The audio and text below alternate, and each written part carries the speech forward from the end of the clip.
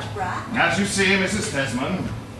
Now I shall shoot you, Judge. No, don't stand aiming at me. This is what comes of sneaking in the back way. Are you out of your senses? Dear me, did I happen to hit you? Have you tired of that sport yet? What were you shooting at? I'm only firing in the air. Please, allow me, madam. I know this pistol well. Now, we won't be playing at any more of those games today, shall we? Well, what would you have me do with myself then? Well, you have no visitors? Not one. Tesman not at home either? Oh, he rushed off to his aunt's directly after lunch. You did not expect you so early. Oh, how stupid of me not to have thought of that. Why stupid? Because if I hadn't thought of it, I would have come a little earlier. Well, then you would have found no one here to greet you. For I have been in my room changing dress ever since lunch. Come, let us have a cosy little chat, Mrs. Hedda. Does it not seem like an age since our last talk? Not a moment has passed since I wished that you were home again. And I have done nothing but wish the same. You? Really? Tesman's letters spoke of nothing but happiness. Tesman. He thinks that nothing is so wonderful than grubbing around in old libraries and making copies of parchments, or whatever you call them. Well, that is his vocation in life. Yes, and I am sure when it is your vocation. Oh, how mortally bored I have been. Oh, do you really say so? Surely you can understand it. Well, I would have thought with our excellent Tesman, one could have at least. Tesman is a specialist, my dear Judge. Undeniable. And specialists are not at all entertaining to travel with. Not even the specialist one happens to love. Do not use a sickening word with me. What do you say, Mrs. Oh, you Hedda? should just try it. To hear of nothing, morning, noon, and night, but the history of civilization. And then all this about the domestic industries of the Middle Ages. That is the most disgusting part of it. If that is the case, then how am I to understand your... My accepting George Tesman, do you mean? Well, yes. Oh, surely you see nothing so surprising in that. I had positively danced myself tired, my dear Judge. My day was done. No, I shall not say that, and I shall not think it. You have assuredly no reason to. Oh, reasons. But you must admit, Tesman, he is correctness itself. His correctness and respectability are beyond all question. And his powers of research, they are without compare. I see no reason why he should not come to the fore one day. I would have thought that you, along with everyone else, expected him to attain the highest distinction. Yes, so I did. And then since he was bound on providing for me, I really do not see why I should not have accepted his offer. It was more than any of my other suitors were willing to do, my dear Judge. Well, I can't speak for all the rest, but you know very well I've always entertained a certain respect for the marriage tie, or marriage as an institution, Mrs. Hedda. I assure you, I never held any ideas about you. All I require is a pleasant and intimate interior where I'm able to make myself useful in every way, and am free to come and go as a trusted friend. Well, frankly, of the mistress in the first place, well, of course, of the master in the second. Such a triangular friendship, if I may call it so, is really quite a great convenience for all the parties. Yes, I have many a time longed for a third on our journeys. Well, fortunately, your wedding journey is over now. No, not by a long shot. Well then, the passengers jump out and move about a little. I never jump out. Really? No, because somebody is always waiting around. I should rather keep my seat where I am. Well, suppose a third person was to jump in and join the couple. Well, that would be a different matter. A trusted, sympathetic friend. The fund of conversation and all sorts of lively topics. And not the least bit a specialist. Oh yes, that would be a relief indeed. Oof, what a load for a warm day with all these books. I'm positively perspiring here.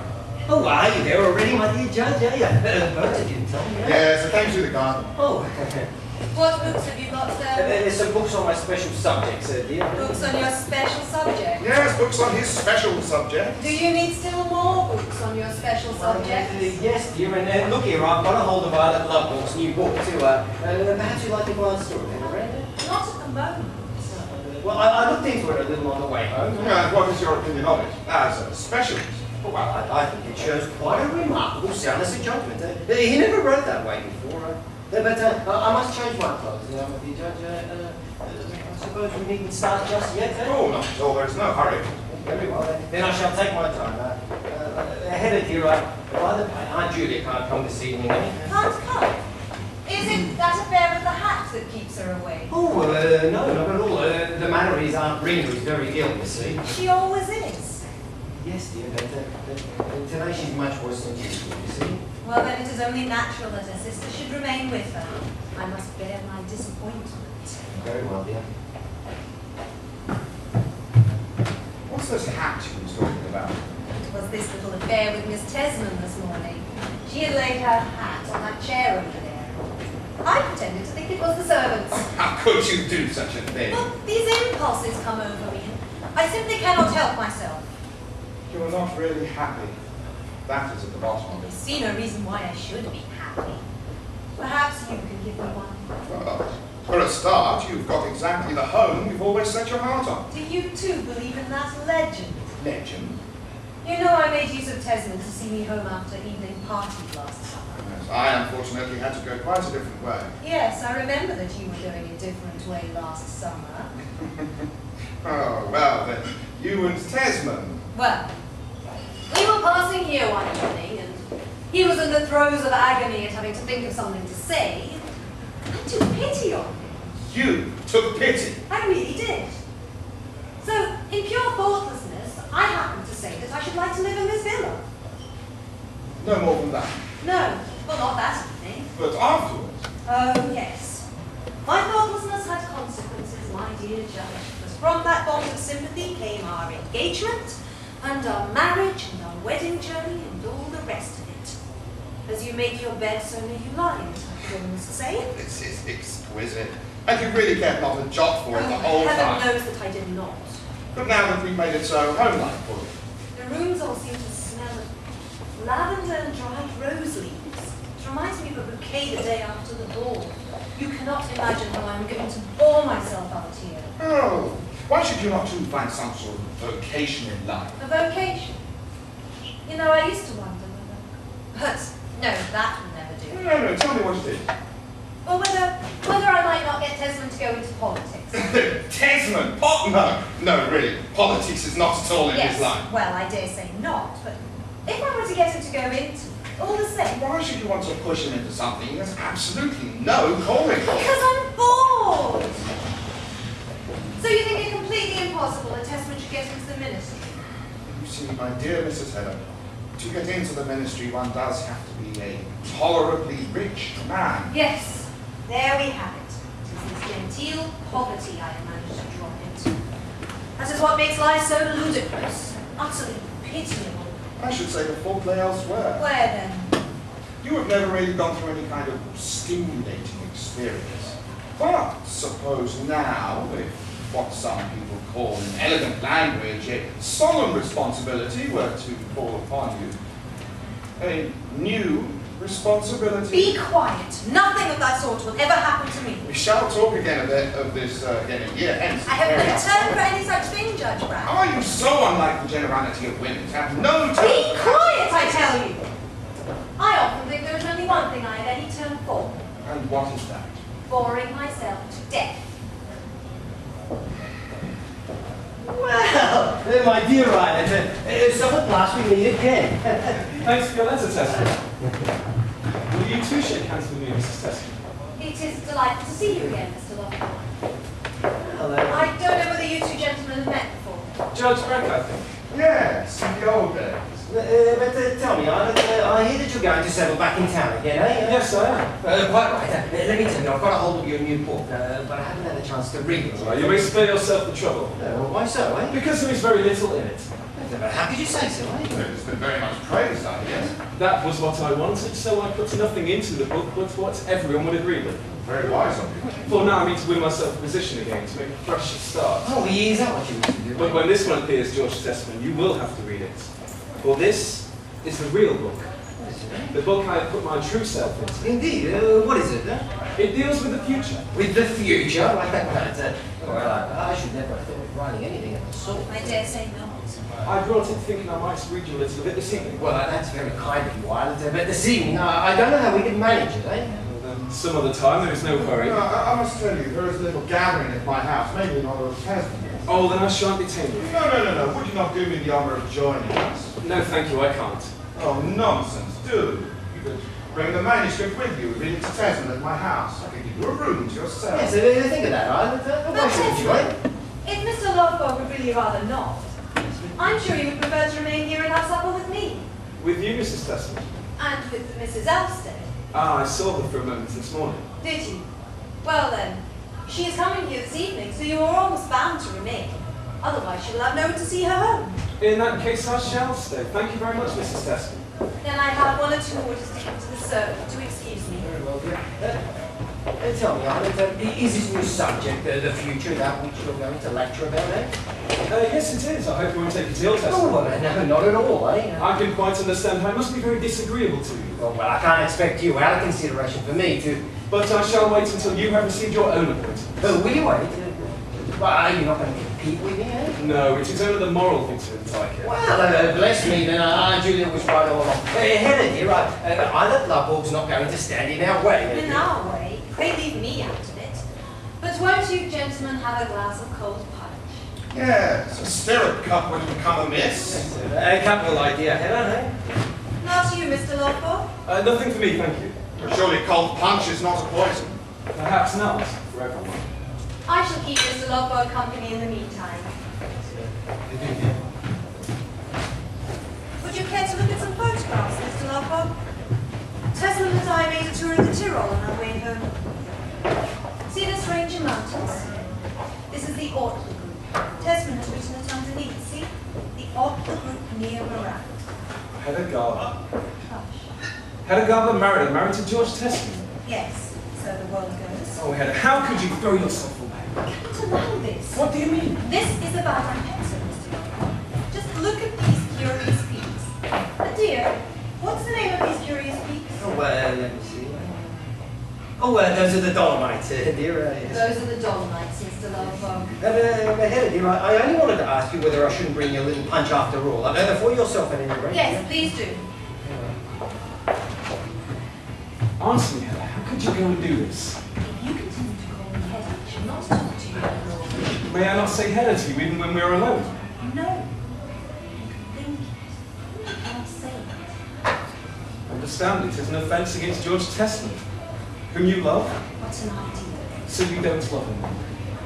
I shan't hear of any sort of unfaithfulness. So remember that. Answer me one thing, Hedda. Here you are. Isn't this tempting, eh? Why do you bring it yourself? Because I think it's such fun to wait upon you, dear, eh? You have brought 2 glasses. Mr. Lovborg said that he wouldn't have any. Yes, dear, but you see, Mrs. Elstead will be here soon. Mrs. Elstead. Yes. Had you forgotten her, eh? We were so absorbed in these photographs, dear. Do you remember this little village? Oh, yes, that's the one by the Brenner Pass. It's where we spent the night that evening. We met that lively party of tourists. That was the place, yes. Oh, if we could have only had you with us, I would say. Answer me one thing, Hedda. Well, what is it? Was there no love in your friendship for me? It's a spark, it's a tinge of love in it. I wonder if there was. To me, it seems as though we were 2 good comrades, 2 thoroughly intimate friends. You especially were Franklin's itself. It was you that made me so. I often think there was something beautiful, something daring in that secret intimacy. Yes, was there not? When I used to come to your father's in the afternoon, the General sat over at the window, always with his back toward us, And we 2 on the corner sofa. always with the same illustrated paper. For want of an album, yes. Yes, and when I made my confessions, told you things about myself, things that at that time no one else knew. There I would sit and tell you of my escapades, my days and nights of devilment. Hedda, what was that power in you that forced me to confess these things? Do you think it was a power in me? How else can I explain it? And all those roundabout questions you used to put to me. Which you understood so particularly well. How could you sit there and question me like that? Question me quite frankly. Well, how could you answer? Yes, that is what I can't understand in looking back upon it. But tell me now, Hedda, was there not love at the bottom of that friendship? On your part, did you not feel that if I made you my confessor, that you might purge my stains away? No, not quite. What was your motive then? Do you think it impossible to understand that a young girl, when she can manage it without anyone knowing, could be glad of a glimpse into a world that she was forbidden to know anything about? So that was it? Comradeship and the thirst for life? Partly, I almost think. But why should not that at any rate have continued? Well, the fault was yours. It was you that broke with me. When our friendship threatened to turn into something more serious, shame upon you, Iron Lockwood, for wronging your frank comrade. Why did you not shoot me down? Because I have such a fear of a scandal. Yes, Hedda, you are a coward at heart. Terrible coward.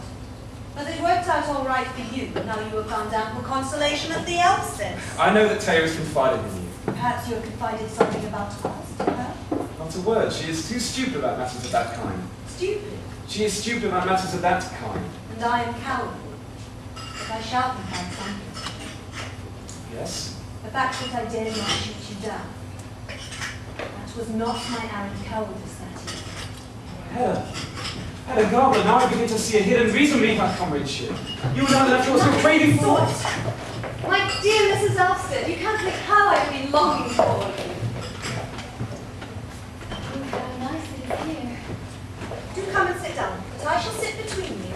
Yes, just as you please. There we are.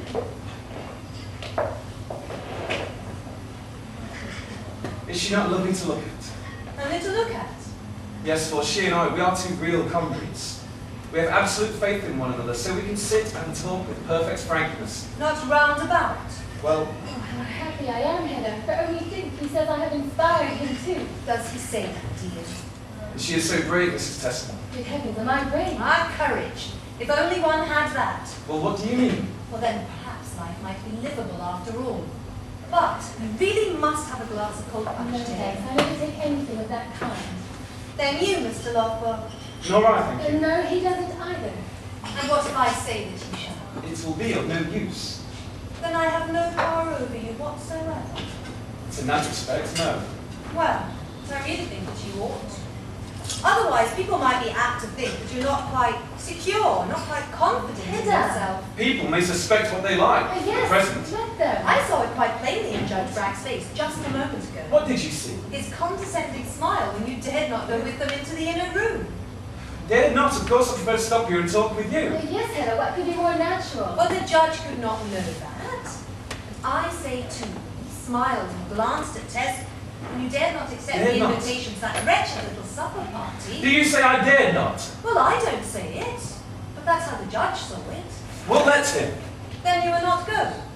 No, I shall remain here with you and Taya. Yes, Hedda, how could you doubt that? Well, firm as a rock, faithful to your principles now and forever. That is how a true man should be. There now. What did I tell you this morning when you came to us in such a state of distress? Hedda, I said that Hedda, you had reason to be in such mortal terror. Now we three can have a lovely time together. Hedda, now you have ruined everything. So she was in mortal terror on my account. Oh, my dearest friend, only let me tell you. That was my comrade's frank confidence in me. No, don't. Your health, Taya. How could you do this, If Hedda? I do it, are you crazy? Don't. It's your health too, Mrs. Tesman. Thanks for the truth. Hurrah for the truth. Now, that is quite enough. Remember, you have a supper party to go to. No. It was stupid of me, all of this. Don't be angry with me, my dear, dear comrade. You shall see, both you and the others, that if I was fallen once, and now I have risen again, thanks to you, Taya. Heaven be praised. Well, the time has come, Mrs. Tasman. Mine too, Judge Bragg. Oh, don't do it. You weren't enough to invite me. You decided to come along. Yes, many thanks. I'm delighted. I have one or two things to show before I take it to the printers. Oh, indeed. Oh, well, that would be very nice of you, Your Honour. But tell me, Hedda, dear, how is Mrs. Elstead to get home, eh? Oh, that can be managed somehow. Mrs. Elstead, I shall come back at 10 or thereabouts to fetch you. Will that do, Mrs. Tesla? Certainly. Well then, Mr. Lomborg, I shall remain here until you come. Very good, Mrs. Elstead. Well, goodbye, ladies. Goodbye. Goodbye.